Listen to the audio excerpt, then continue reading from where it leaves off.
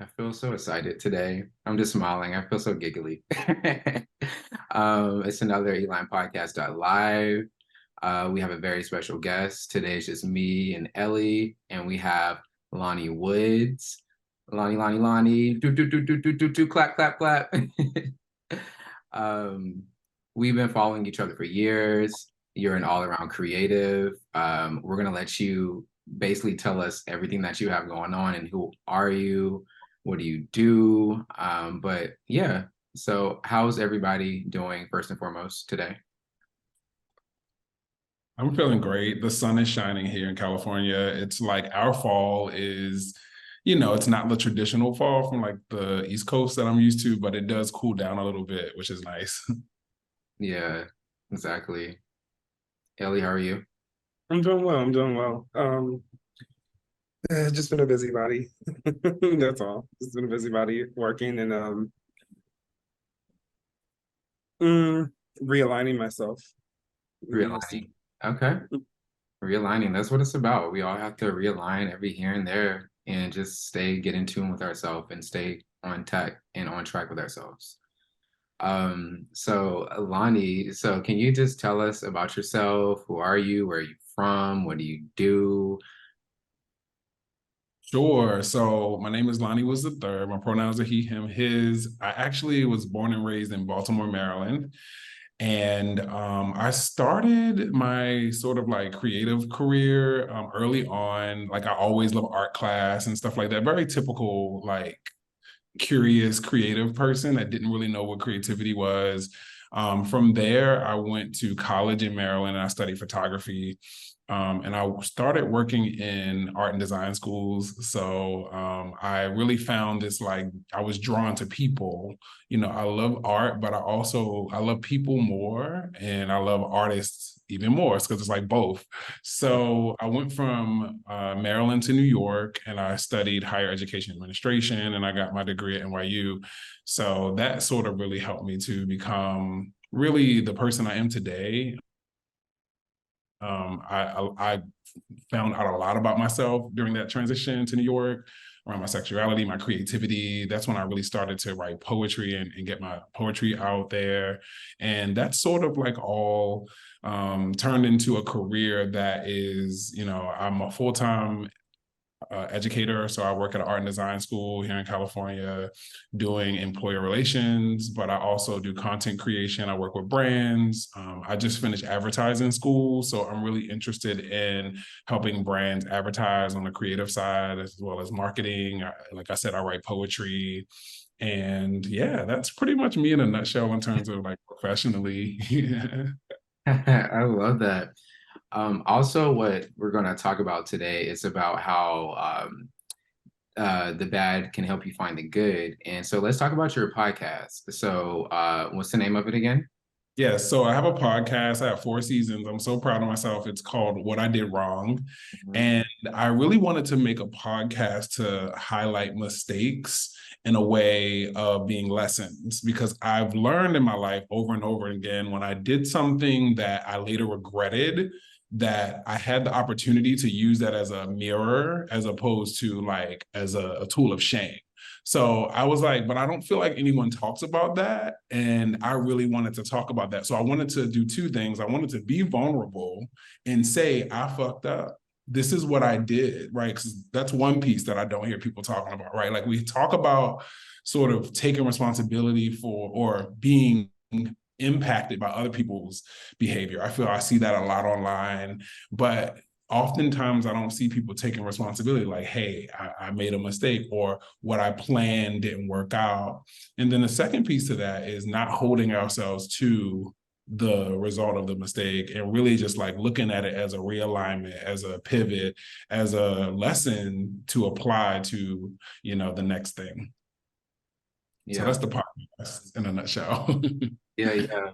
I like that a lot because online, everything is painted out to be perfect. Like people like to show like all the positive aspects, but I feel like on social media sometimes we really need to see everything in the balance because life is not just good all the time, it's bad.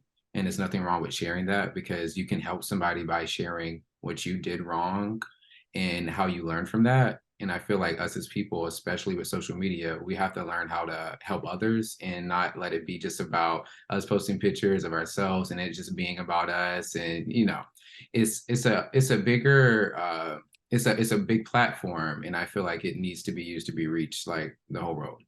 And I feel like that's what you're doing. And so when you started the podcast, where were you? Were you in Baltimore? Were you in New York, or where? That's a great question. So it was during the pandemic, of course, right? Is that where everything blossomed, right? Like every idea that was in the back of your corner of your mind, hope usually like came to light. So it was 2020. I actually started the podcast January 1st, 2020, actually. So the first episode, yeah, or maybe it was 2021. So I was in New York City. I was actually in a really low place because the pandemic had happened. Like most of us, I was scared. I was nervous. I was anxious. I just was in a place where I was like, okay, let me just like if I want to die from this thing, like let me die, like living out some more of my dreams. So that's where I was with the podcast. And I started that, and 4 seasons later, I'm still here. Yeah. And so it was the pandemic. I remember we were messaging near the pandemic, and I know we were like chatting, and you were telling me about how you had a job that you didn't really want to go back to or whatnot, and you just kind of just walked out on faith, and you've been doing your thing ever since. And I just find that so inspiring because so many people want to do that, and a lot of people, the pandemic really shaped a lot of perspective for everyone, and it really helped like a lot of us question what are we here for? What do we really want to do? And we question life. And when I talked with you, it was really inspiring, by the way, because I know how it is to like want to get out of a certain situation when you're not happy, or like a job you're not happy about, but like how to figure those steps out. But when you hear or know somebody who actually did it and took those steps and you're still successful, I think that's incredible. So can we like go over that process again? Like, how was it like from the start to like where you are now? Like, how was that transition?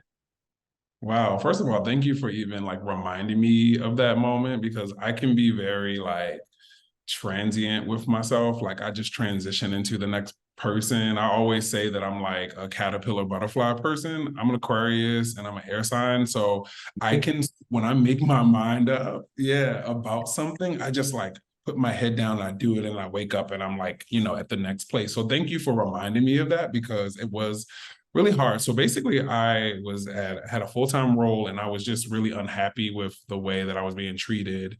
And I also had been there for a while. And so, I've always been caught in this sort of matrix between being a full-time creative and being a full-time like administrator.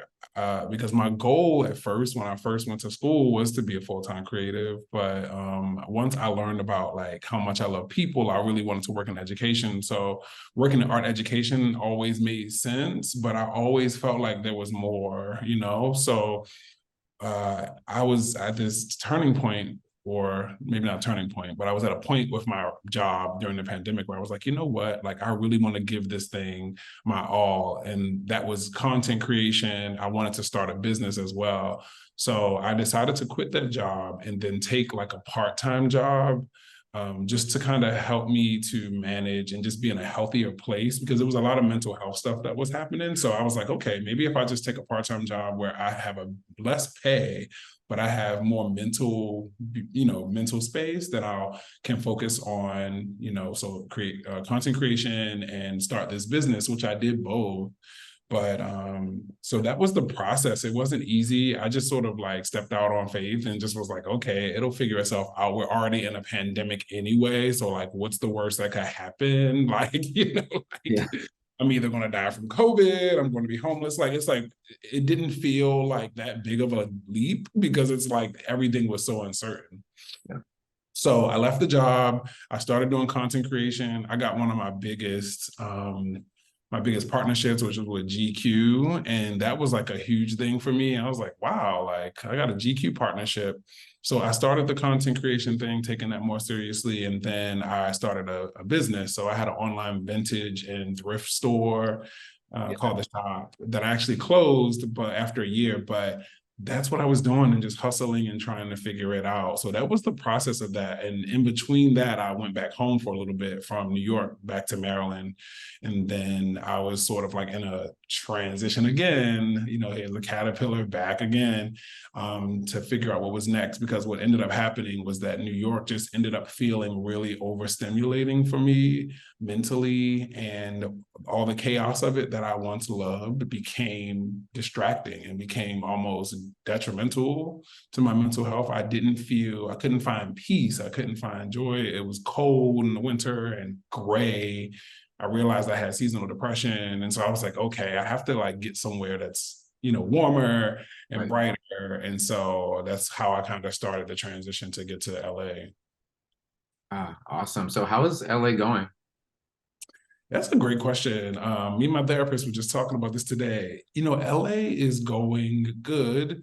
It's very different for me. Like, I grew up on the East Coast and the Northeast. So West Coast is just a totally different vibe, which is exactly why I came here. But with that newness comes just a lot of culture shock. So I would say that like there's some days where I'm really up like here with it, and there's some days where I'm all the way down. There's some days where I'm in the middle, and I'm like, oh, this is cool. I wouldn't say I'm in love with it, but I do think the lesson is sometimes when you complete your goal of what you need, it doesn't always feel like the height of the roller coaster hill, right? And I think I'm so used to having these emotional highs when I do something good. But I think LA was what I needed, right? And it fulfilled the need to be somewhere warm, to be somewhere sunny, to help with the seasonal depression, to be somewhere that felt less crowded and less chaotic. So it's done what it's needed to do. So I'm grateful for that. Yeah. So I love that. So are you wait, first of all, how long have you been there again?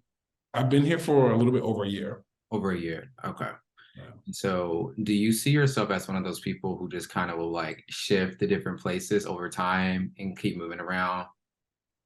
Absolutely. Yeah, Yeah. it's funny. I was just recently in a different city, and this woman, I don't know if you two have ever, I'm sure you have, because the type of people you are, just like me, you meet these people and they're just like these exchanges that you'll never forget. And sometimes they're really big and they're like angelic and like, whoa, but sometimes it's very subtle, right? And it was this subtle moment I had with this, it was the woman that worked in a coat check at the museum I went to in Chicago. And I was telling her that I was from LA and da da da da. And I was like, I like it here. And she was like, I don't really see, I grew up here. Like, I don't really see what people see. And I was like, yeah, I know, but I really think it's cool. And she was like, oh, like, you should just try it. And it was just like it was just such an interesting moment. And I was like, yeah, I should. And she was just like, because you seem like the type of person that will just like, hop around. Are you that type of person? I'm like, yeah. So to answer your question, yes, I do have that spirit of, you know, moving and trying new things. I think that is a big part of my purpose. It's like I've never felt settled. Like even when I was growing up in Maryland, when I was like 5 or 6 or 7, 8, I felt like I don't belong here. Like I'm supposed to be somewhere else. I'm supposed to try something else. So yeah, that's my thing, which has its pros and cons when we talk about mistakes and good and versus bad or whatever, because there's one part of that that's really exciting and really invigorating and really enriching, but there's another side of that that's like lonely. There's a side of that that feels uprooted.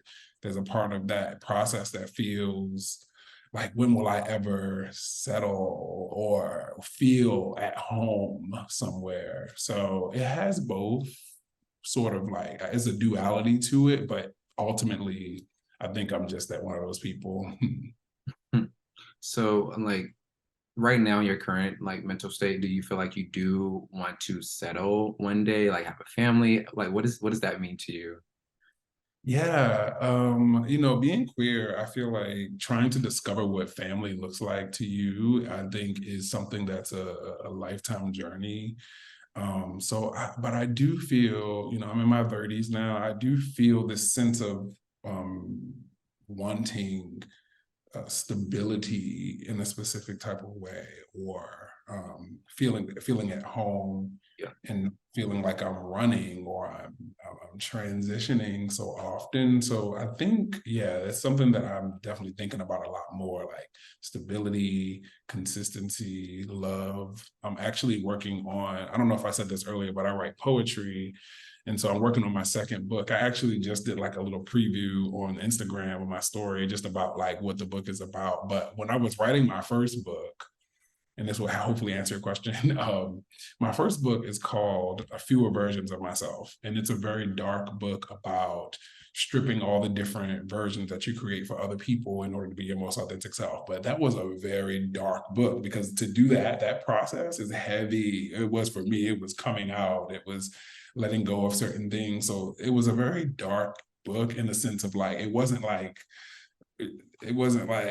emotionally it was heavy to write, and it just, even the artwork I did for it, everything was black and white, everything was deep dark saturated, because that's just what had to happen to get to where I am. And I heard a voice back in 2017 when I was writing that book that your next book is going to be about this intense pursuit of romantic love with no fear.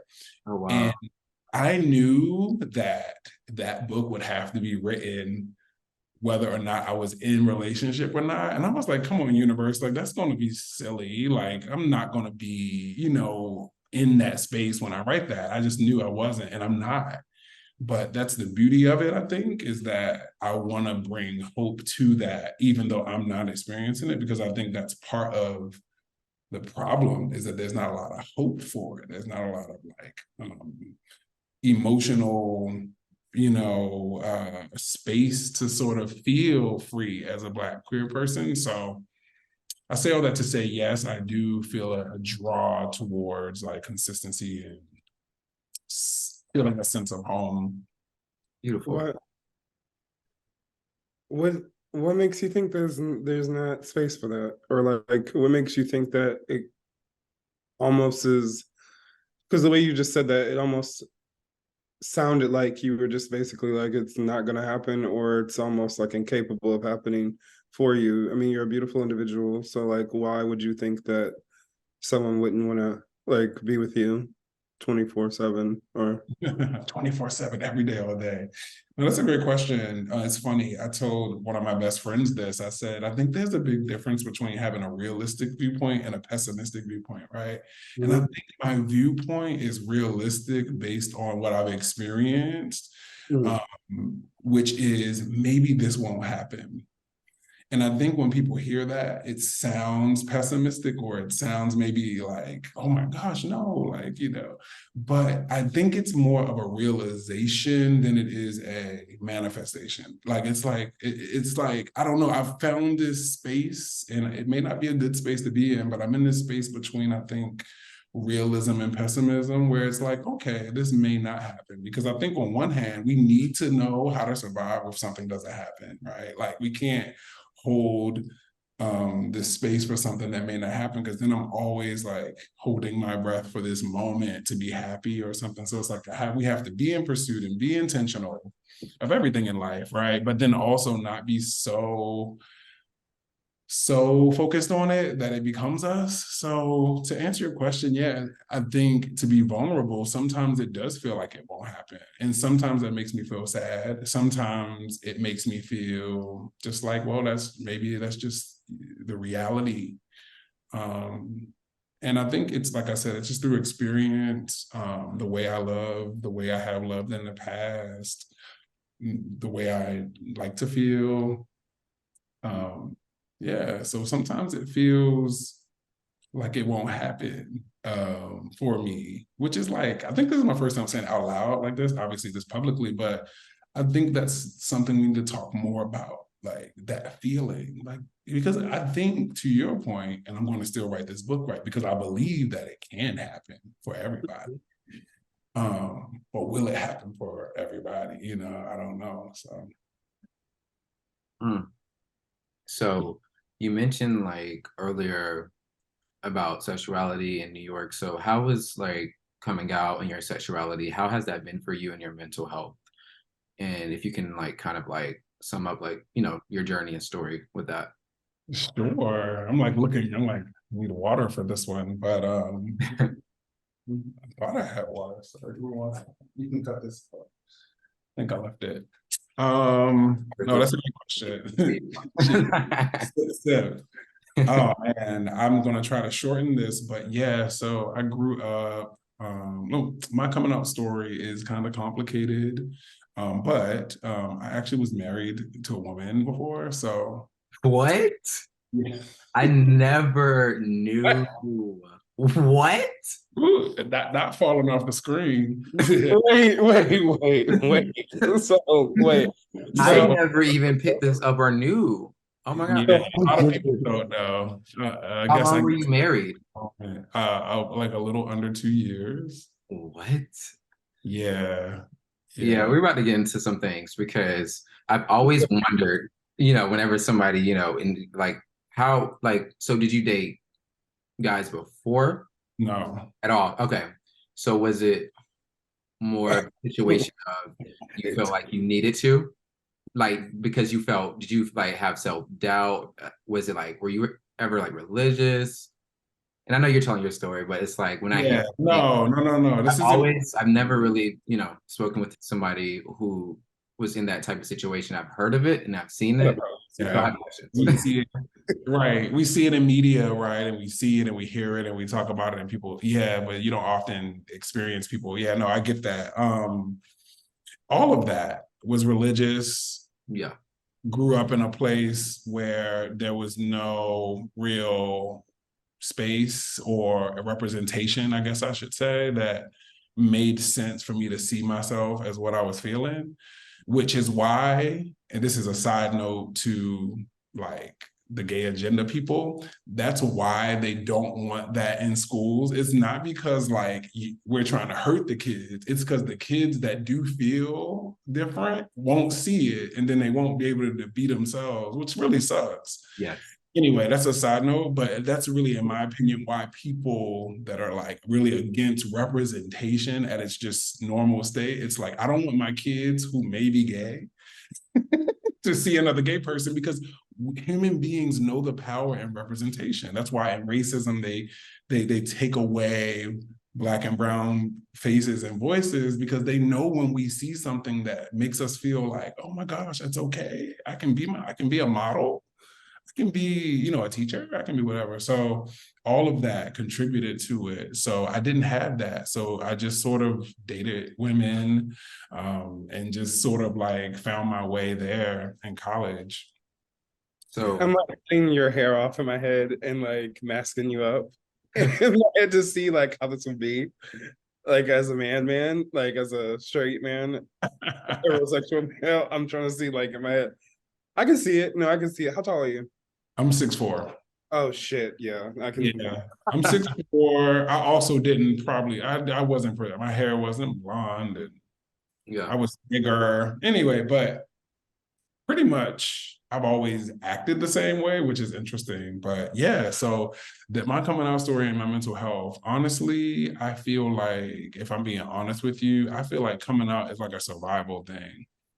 It Yeah. really is. Like, I think being in closet is a survival thing and coming out is a survival thing. I think a lot of people, like, we celebrate coming out, but as a Black and brown person, it's really not that celebratory because you like come out of one state of oppression into another, like, different group of like, okay, you feel comfortable in your sexuality somewhat, but then there's like all this other stuff on the other side waiting for you to be like putting you into another box or something. So my mental health with it, I mean, I think ultimately I'm glad I did it because I chose myself and I chose what felt right, even when I didn't know what to do totally with it.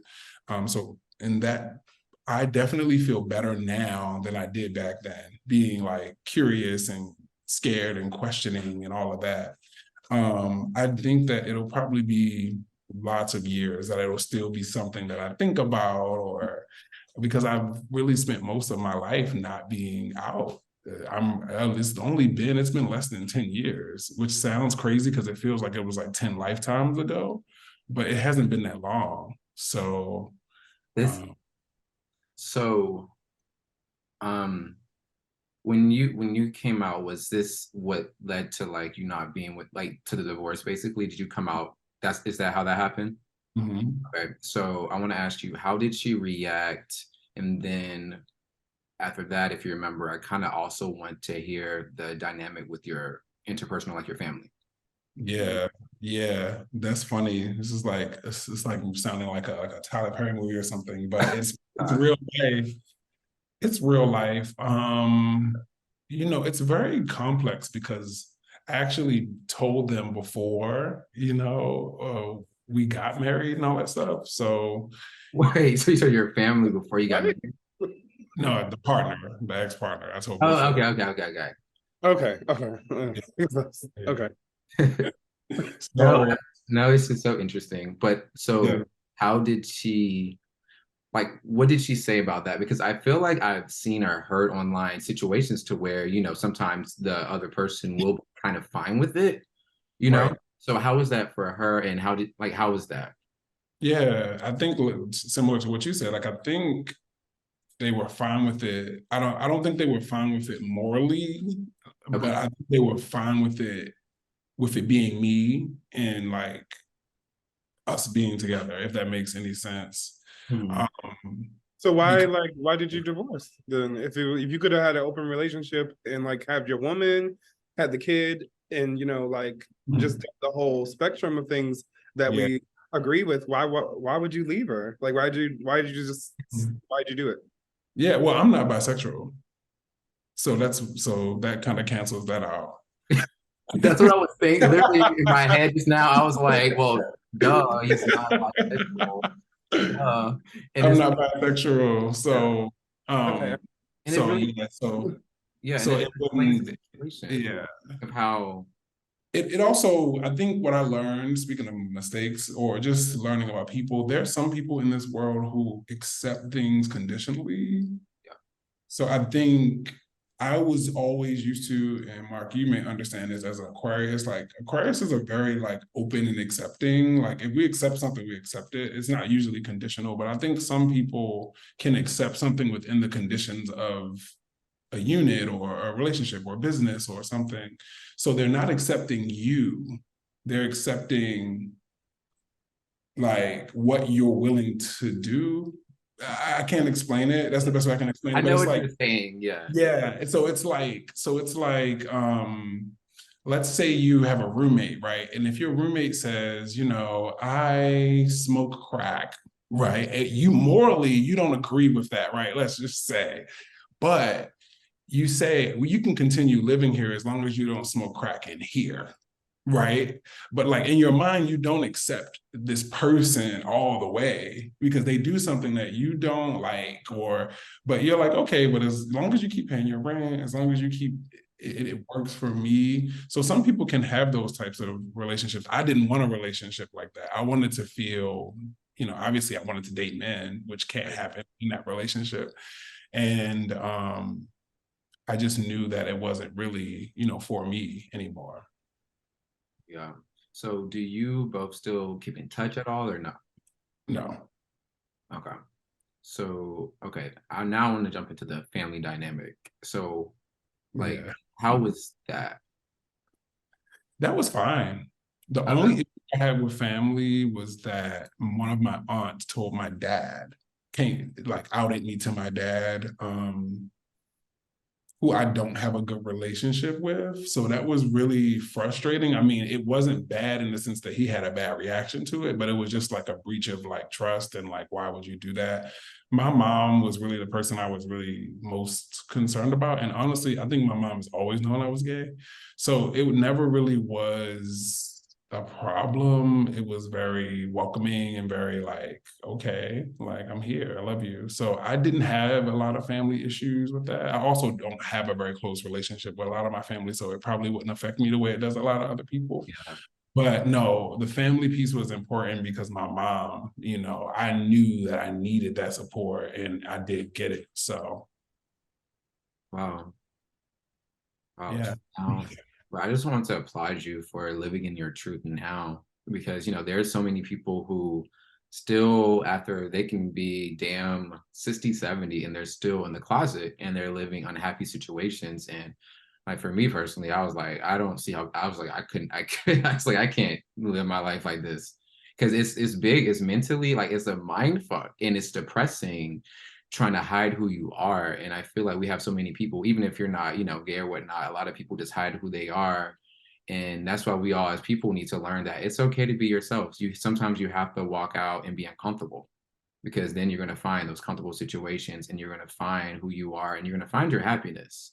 But first you got to get through the uncomfortable. But when it comes to like the gay community, the Black gay community, it's really difficult in religion. And just like you, I grew up with that too, because I grew up as a Jehovah's Witness. So for me, it was just really hard, because I had to I had to keep everything to myself. And then I had times to where I tried to I had like a personal Bible study, and then I tried to like make it work and be like, okay, maybe I can do this. But then I already knew, like I always tell people this, people think it's crazy, but I knew since pre-K.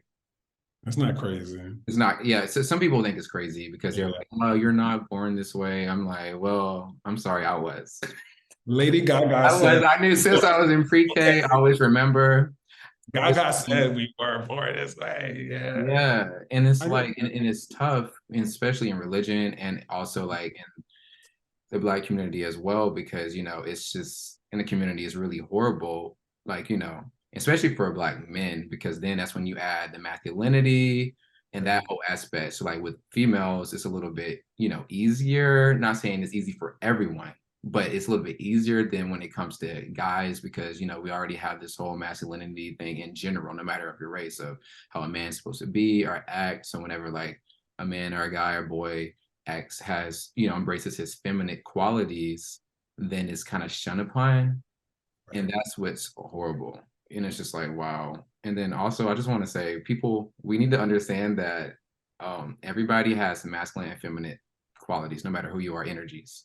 Mm-hmm. Yes, you may be more defined. You might gravitate more to your masculine or your feminine, or you may be androgynous, but I don't care who you are. You have feminine and masculine energies. It's just you choose which one you really want to identify more with. Mm-hmm.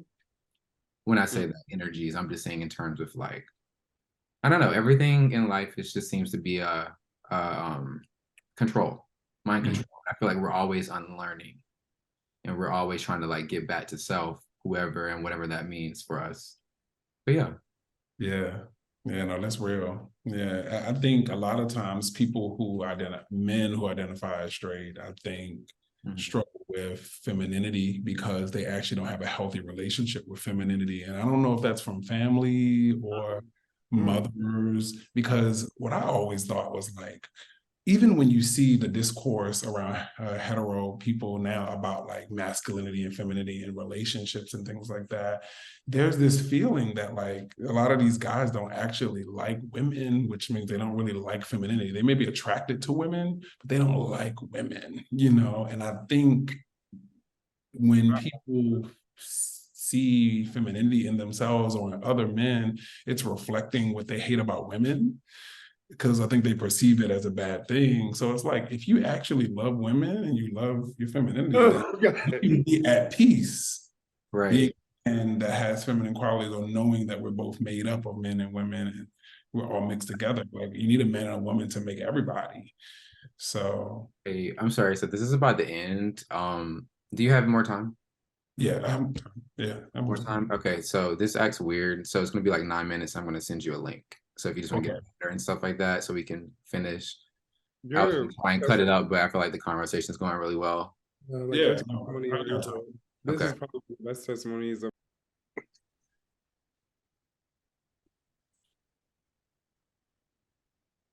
Yeah, so like I was saying, it's just basically it's the whole relationship and dating scenario is weird for me, because the same type of I used to get beat up a lot growing up. It's just like not funny, but it's funny now. And those same type of guys that used to like be violent towards me constantly or pick at me, bully me, whatever, those are the same type of men that are actually hitting me up, wanting to date, wanting to talk, wanting to hook up. And it took me a really long time to understand the psyche and understand that this is the way certain people work, unfortunately.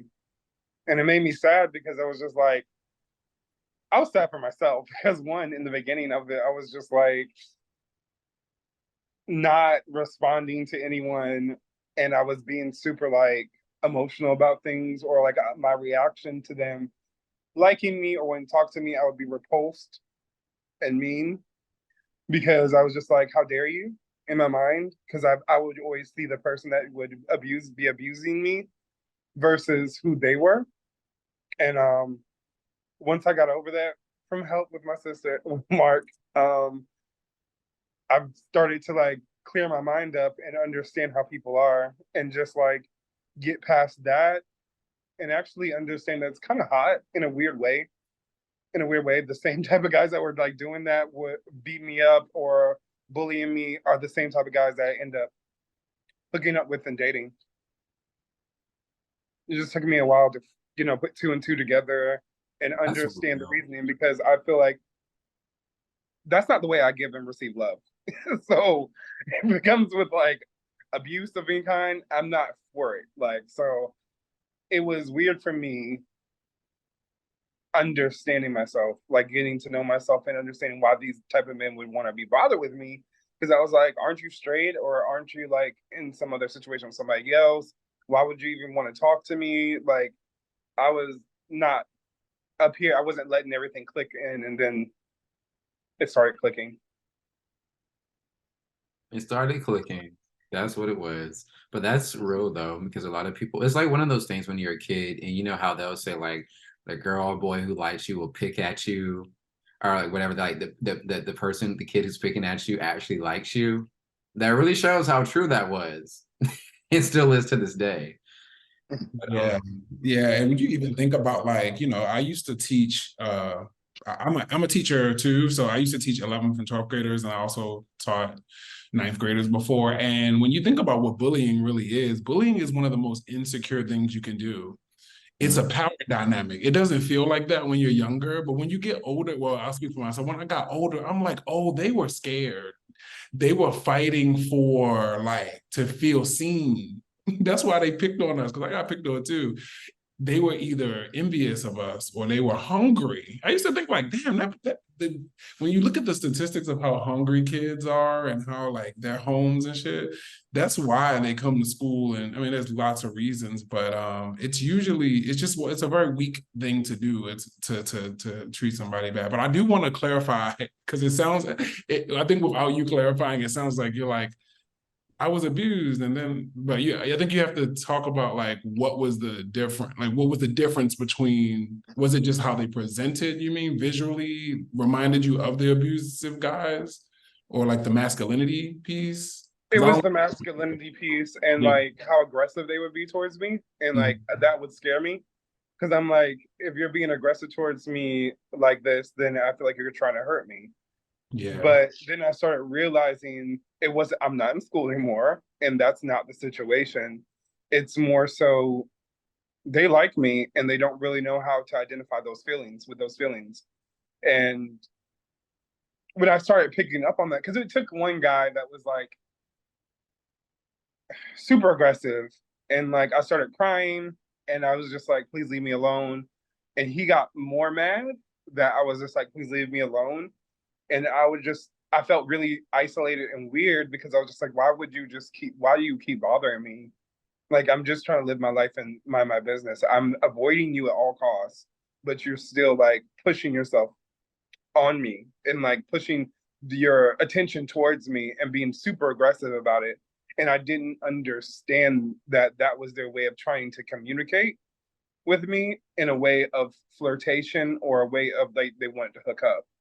I didn't understand it. It took me a really long time to figure that out, like years. And I probably missed out on some really good D, but it's it is what it is.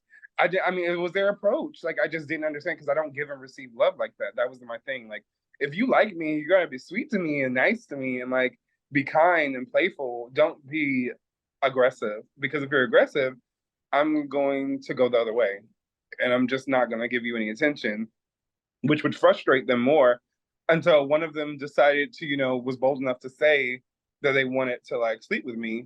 And then they wanted to like that I wasn't they were sorry that they were coming across that way, but it was just like they wanted more. They wanted to actually have an interaction, a situationship with me. And I didn't understand. I was like, well, why would you approach me like this if that's what you wanted? Still never got it with them because I was turned off so much from the approach. And I think they learned their lesson too. But when that happened again from a different person, I was able to identify it and stay calm. Even though I may have felt frantic in my spirit, I was staying calm so nothing else worse happened, one. And two, to see, does this person like me? Is that why they're acting this way towards me? Like, even at my old job that I just left, this one boy there would be super aggressive to me all the time, like all the time. And it would make me feel so uncomfortable, so uncomfortable. And I just would say nothing. We even met with our managers about it, and it was like, what's the problem? And like, I knew in my head now, I was just like, you're gay, you just don't know it yet. And you have a problem with me because I'm living in my truth and you're attracted to me. But we're not going to be able to do anything because I'm not interested. Two, your approach is terrible. You come across very ignorant.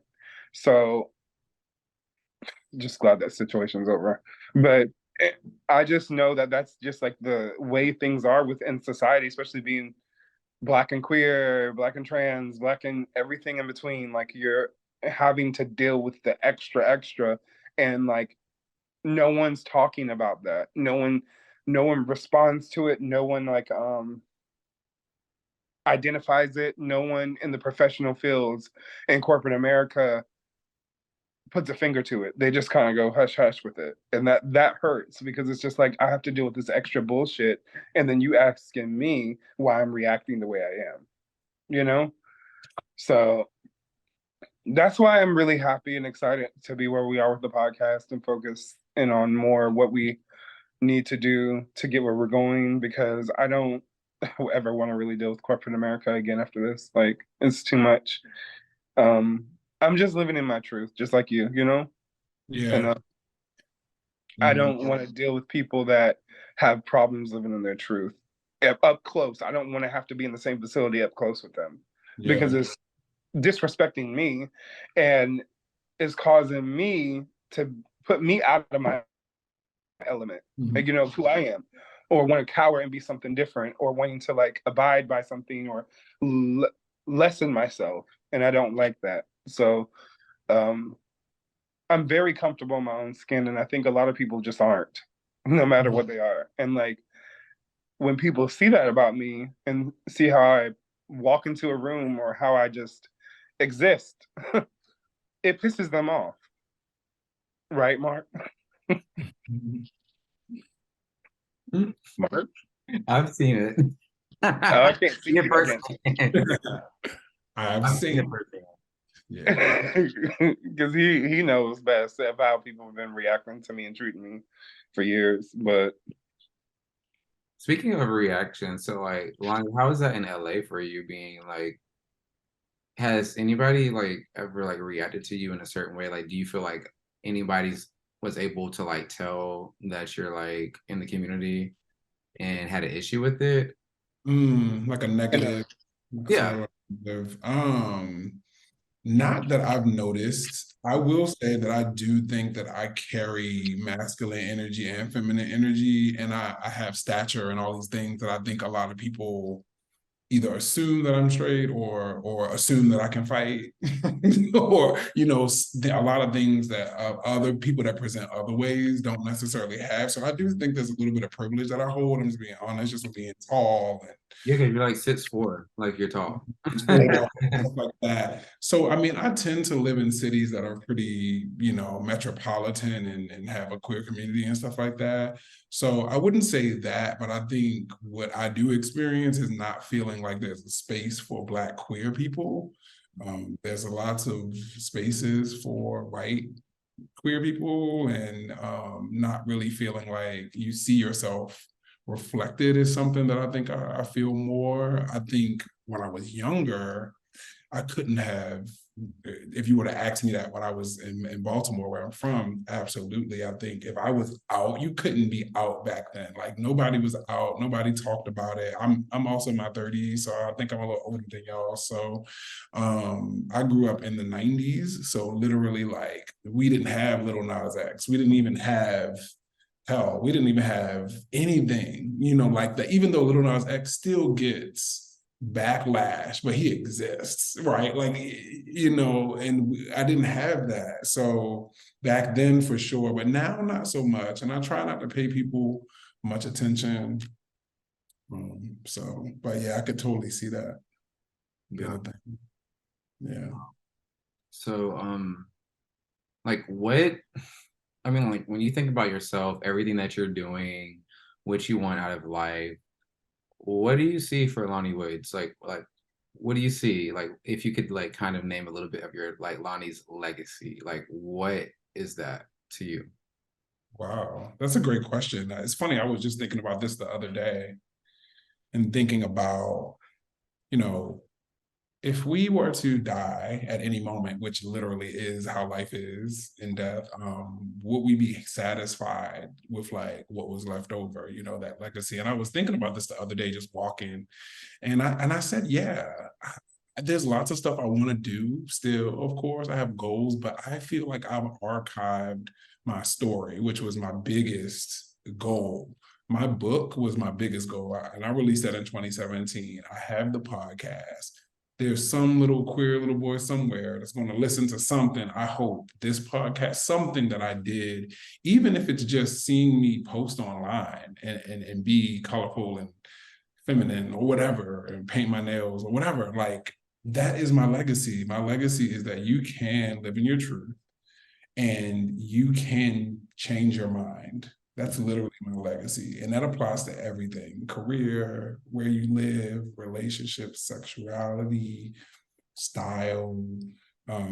So that's my legacy. In terms of what I want to do moving forward, I think I want to continue to live in different cool places. Like I said, that's a part of my legacy as well, because I come from, I don't know how much y'all know about Baltimore, but I come from like, it's kind of a classic rose that grew from concrete story. Like, I mean, I don't really like that whole narrative, but it really is. Like, it's like, I come from working class slash poor family, first person to go to college, like all these things that like are like, I feel like I beat a lot of odds based on where I came from. So that's part of my legacy. Even that alone, the fact that I've lived in New York and I live in LA, I think that is a part of it. I think right now, I think to your earlier question, part of my legacy, I think has something to do with feeling grounded in some type of unit of a